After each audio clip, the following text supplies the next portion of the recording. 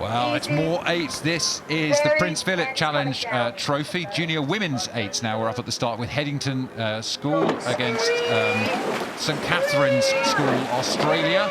Junior women's eights. Headington School on the left, St Catherine's School in Australia on the right of our picture. Really lots of shouting from the Coxes to get the crews underway here.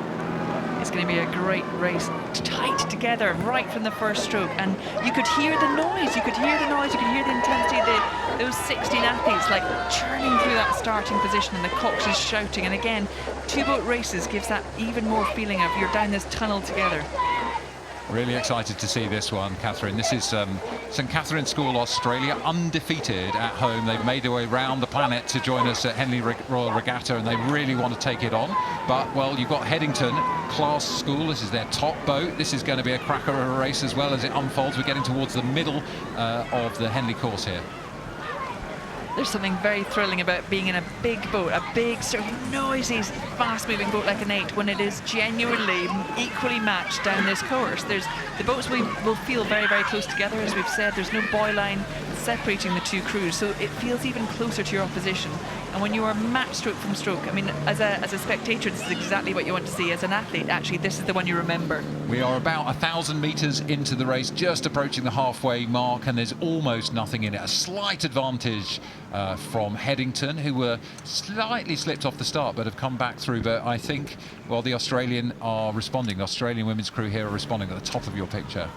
Yeah, at the moment you wouldn't be picking a winner yet. You just feel they both have a lot they can give. I mean, the drone pictures are so fantastic, especially in the 8. We talk about, you know, the synchronicity of the doubles and the quads, and actually when you see an 8 moving like this, you see how well matched those angles are, how well matched the athletes are, and they just know they have to give absolutely everything. In a matched race, only one can go through to the next round, and you're going to be a tiny margin between these two crews.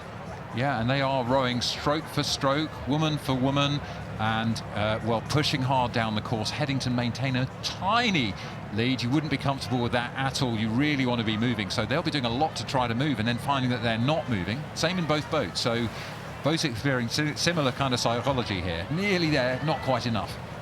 Yeah, and if you're in the Headington boat, you're looking over and you've probably got like one seat you've moved up on, so you know that the opposing athlete you're next to is actually, you know, one behind you. So there's this sense that we are now starting to move. It feels like they have got a tiny bit more momentum, and it's going to be what the Australians can do to counter. Both crews digging deep here. Headington have gained a couple of seats in the last 30 seconds or so. Will that give them the lift and the momentum that they need to carry on moving? Or can the St Catherine's School stop them from doing that? So St Catherine's School have to respond here. I think Headington are moving again. Yeah, Headington, it's very steady. It's a steady move out. No fireworks, no dramatics, just that sort of real clarity, intensity to keep moving out. But, you know, St Catherine's come a long way for this event. They're going to give everything they can right to the finish. And this is where the Cox in an 8 can really make a difference. You've got to keep the athletes technically focused, and you've got to demand more from them as they're incredibly tired, feeling that pain. And, well, I think St Catherine's are holding Headington. They moved a couple of seats and now they're holding them. And again, to your point about the Coxes, it's really that decision-making of how much you kind of, you know, drive the crew on, how much you reassure them, how much you G them up, how much information you give them. Because look how close the two boats are, not just together in distance, but actually across the course. You know, the blades are very, very close to each other, because again, as an athlete, you feel that. And all the umpires here are fellow stewards. Both you and I are stewards of the regatta, are responsible for running them. So they've got to make a call as well. Do you warn, or do you sort of hope that they're going to stay apart? All the umpire wants is a fair and clean and safe race. As we're coming into the closing stages, Headington have moved again, I think, Catherine.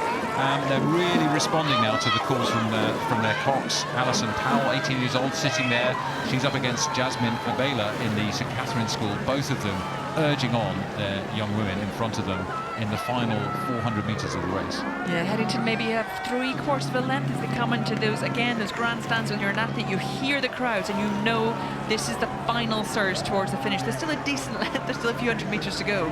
It's not quite in the final sprint yet. But, you know, for St Catherine's School, they'll also be conscious. They know this course well now. They'll know that this is where they have to act to start to narrow that gap. They cannot leave it till the end. If you're joining us from the Gold Coast, from the hometown of St Catherine's School, Australia, in the middle of the night, thanks for joining us as umpire Matthew Pinsent, majestic flag-waving duties from there, doing his job to keep these crews apart. Well, it's the last chance now for St Catherine's School to stay in this regatta. They desperately want it. They've trained all year. They are unbeaten at home, but will they be able to be unbeaten here? I think Headington are moving again. Yeah, at the moment, from this angle, certainly it looks like Headington has got, I wouldn't say it's entirely comfortable, but they have got a length lead, which at this point is going to be very hard to overturn. Headington School, one at Henley Women's Regatta, one at the school's head of the river race. Looks like they're going to take the win here over St Catherine's School from Australia. Really mature rowing, holding off a fantastic attack from the Australian crew here. But Headington, in front of a home crowd, are approaching the line. They will be really pleased with that day's work. It's such a good example as well of this is really top-class racing, so both crews, impressive racing, will learn so much from having been put under that pressure and that level of intensity and move it on for the next time. Sit up!